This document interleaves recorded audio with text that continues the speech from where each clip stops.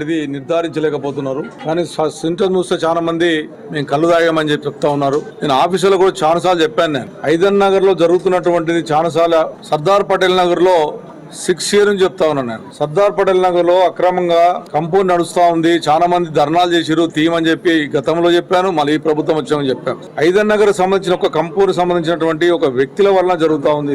ఇది ఎన్నిసార్లు చెప్పినప్పుడు కూడా పట్టించుకోవాలి అధికారులు సీరియస్ తీసుకోవాలి.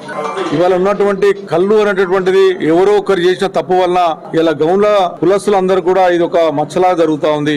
ఎవరైతే ఇటువంటి వాళ్ళని చేసిన వాళ్ళు ఎవరో ఒకరు చేసిన వలన వాళ్ళందరికీ కులానికి ఇబ్బంది జరుగుతుంది. కాబట్టి ఎవరైతే దీనికి బాధ్యత వహించి కంపౌండ్ నడిపించి సక్రమంగా నడపకుండా ప్రజలకు అనుకూలమైనటువంటి వాతావరణం ఇవ్వకుండా ఏ రకంగా చేసిండో వాళ్ళని యాక్షన్ తీసుకోమని అధికారాన్ని విజ్ఞప్తి చేస్తా ఉన్నాను. ఇవాళ ఉన్నటువంటి 12 మందిని ప్రభుత్వం ఆదుకోవాలి. వాళ్ళని ఖచ్చితంగా అవసరమైతే ఈ హాస్పిటల్ పోతే గవర్నమెంట్ ఇంకా వేరే హాస్పిటల్ తరలించైనా సరే కాపాడాల్సిన అవసరం. ఎందుకంటే రామ్దేవ్ హాస్పిటల్ అనేటువంటిది మంచి హాస్పిటల్. నాకు ఉన్నటువంటి అవగాహన ప్రకారం వాళ్ళు ట్రీట్మెంట్ బాగా చేస్తారు. అయినప్పుడు కూడా ఎవరికైనా ప్రమాదం జరగకుండా చూసే బాధ్యత ప్రభుత్వం మీద ఉంది.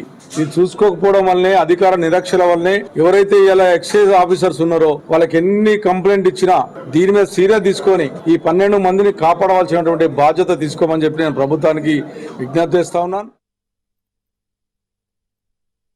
అక్యూట్ జీఈతో అంటే వాంతులు విరోచనాలతో రామ్దేవ్ రావు హాస్పిటల్లో 13 మంది అడ్మిట్ అయ్యారని ఇన్ఫర్మేషన్ మాకు వచ్చింది. మాకు ఇన్ఫార్మ్ చేసింది జీహెచ్ఎంసీ సర్కిల్ మెడికల్ ఆఫీసర్ చేశారు.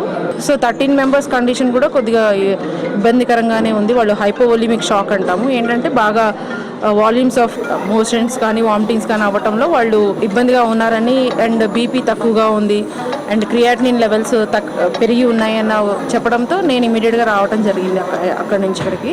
మాకు తెలిసిన ఇన్ఫర్మేషన్ ప్రకారం అంటే మేము హిస్టరీ తీసుకుందిను పేషెంట్ కండిషన్ని బట్టి టోటల్ 13 members. ఒకళ్ళకేమో a history of alcohol intake లేదు, ఒకళ్ళకేమో నార్మల్ ఆల్కహాల్ ఇంటేక్ ఉంది. 9 మందికి ఎవరైతే ఉన్నారో వాళ్ళకి కళ్ళు తాగారని ఉంది ఇన్ఫర్మేషన్.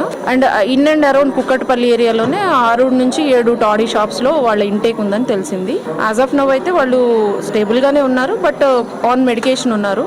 అక్యూట్ రీనల్ ఫెయిల్యూర్ అంటున్నాము, అంటే ఆ కండిషన్లో ఉన్నారు. రేపు మార్నింగ్కి కానీ వాళ్ళకి ఏంటి డయాలసిస్ ఏమైనా అవసరం పడుద్దా ఆర్ఎల్స్ అవుట్కమ్ ఏంటి అనేది చెప్తారు. యాజ్ ఆఫ్ నౌ కండిషన్ అయితే ఇది. అండ్ వేరే హాస్పిటల్స్లో కూడా ఉన్నారన్నారు కానీ మాకు ఇంకా ఇన్ఫర్మేషన్ ఫస్ట్ హ్యాండ్ ఇన్ఫర్మేషన్ రాలేదు. మేము ఇన్ఫర్మేషన్ తీసుకున్న తర్వాత కానీ ఏంటి అనేది చూస్తాము. అండ్ మా ఇంటర్ డిపార్ట్మెంటల్ ఈవెన్ ఎక్సైజ్ వాళ్ళు లైన్లోనే ఉన్నారు, జీహెచ్ఎంసీ వాళ్ళు దాంట్లోనే ఉన్నారు. ఇన్ఫర్మేషన్ కూడా దాన్ని బట్టి ఇంకా పేషెంట్ యాజ్ ఆఫ్ నౌ అయితే కండిషన్ ఇది.